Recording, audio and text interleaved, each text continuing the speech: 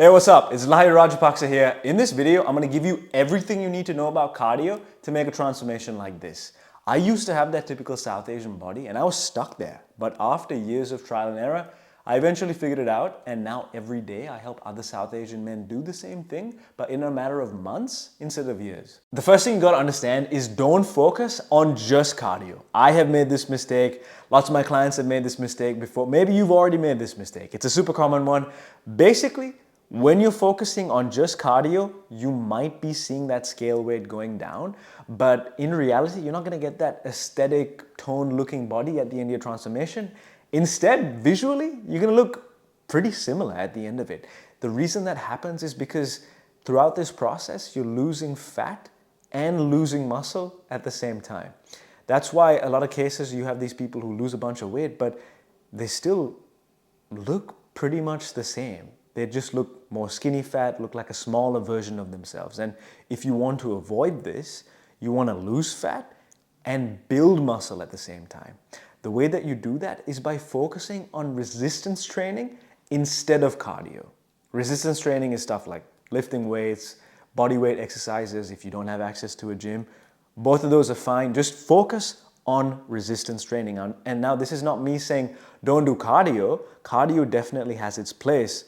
Super beneficial, but it should not fit into your routine just yet, especially at the beginning. First, get the basics down, what you actually need for your transformation, because you don't need cardio for this transformation, okay?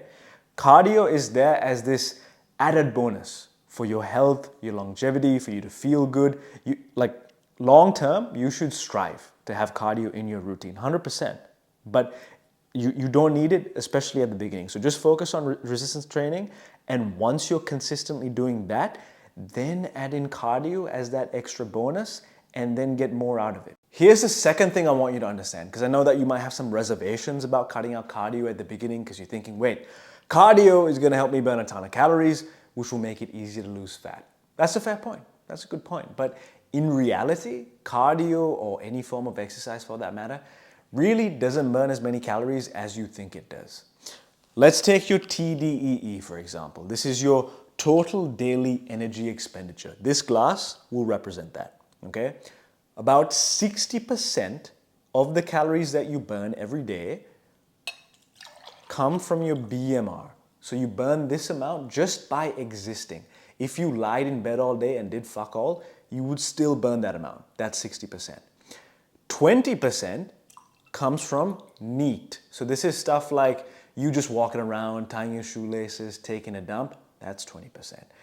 Another 10% comes from the thermic effect of food. So your body burns calories just by digesting food. And the last 10% comes from just exercise, okay?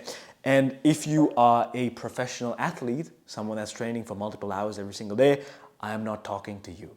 Okay, this video does not apply to you, because then you would be burning a shit ton of calories every single day from exercise. But if you're just a regular person with a busy work schedule, you don't want to spend all your time in the gym, all your time training, you're just looking at a few hours every day, this video is for you. I don't care if your Apple Watch or your fitness tracker says that you burn 500 calories or 1,000 calories from a workout.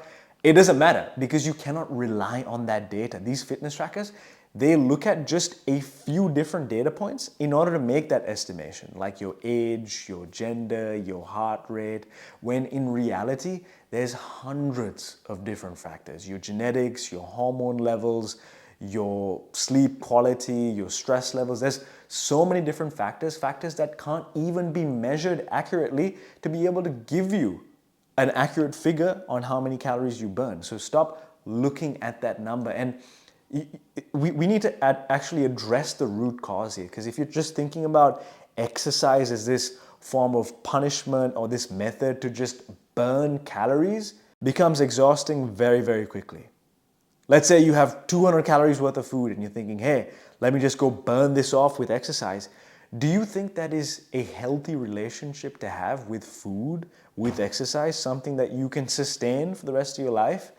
You need to reframe that. See exercise as a tool to get fitter, to get stronger, to build muscle, instead of this punishment that you have to endure yourself with. That is also one of the reasons why you struggle to be consistent, because you see this as a negative thing. You need to start reframing that. Number 3, with all of that being said about how you shouldn't use exercise as a tool to just burn calories, if you do want to optimize and lose fat as quickly as you possibly can and ensure this remains a lifestyle change, I'm going to give you a tool that is going to be far more effective at burning calories and will ensure that you stay consistent in the long run once you've lost that fat.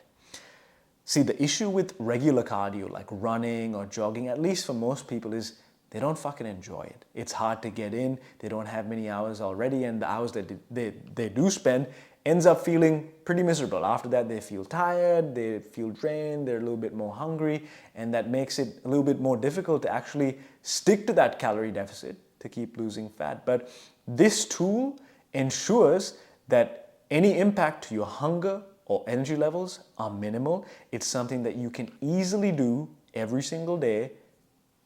It's walking, steps. The thing with walking is it's really easy to fit into your existing routine.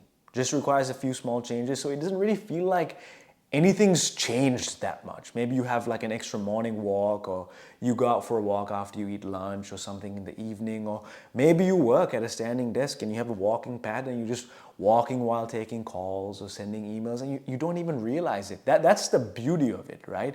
It's so low impact, it's so easy to fit in, it's so easy to be consistent with it. This is like one of the biggest pillars that I focus on with all of the clients that I work with. Number 4 is action steps. This is what you got to do after watching this video. First thing, do at least 2 to 3 hours of resistance training per week.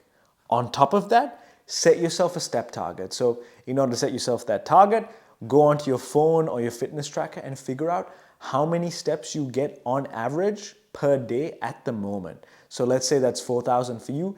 Add on about 1 to 2,000. So in this case, it would be around 5 to 6,000, and set that as your step target. Shoot for that every single day, and once you're hitting that consistently for about a week or 2, then increase it again and keep going. Of course, you're going to reach a certain threshold where it's like you don't have enough time in the day to actually get all those steps, but for now, don't worry about that. Once you're consistent with the lifting and the step target for at least a few months, then you can add in that extra cardio if you want, so you can see those benefits with your health, your longevity in the long term. Now, I know that you might hate the idea of cardio, but most people hate cardio because they do boring shit cardio, like running on a treadmill, staring at like a blank wall for like 20, 30 minutes. No wonder you're gonna fucking hate it. Everyone hates that, okay? It's a lot easier to do cardio if you enjoy it. Best case is if you don't even realize you're doing the cardio. What I mean by that is stuff like sports. So if you're doing like boxing or Muay Thai or football, cricket, maybe not the most challenging one, but you get the idea. If it's something that you enjoy, you get so lost in the sport, in the technique, you're having fun, it's a lot easier to get that cardio in.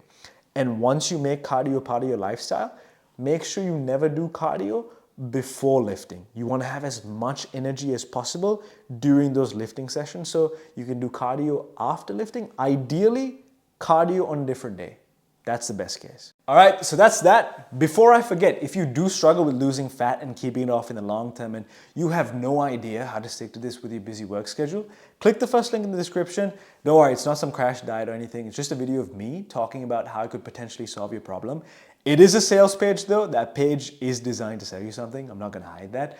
Like, you don't have to click the link, doesn't really matter to me either way, but if losing fat in the long term has been a struggle for you, it might be worth checking it out. Also, comment any video ideas or requests that you have. I respond to every single comment on YouTube.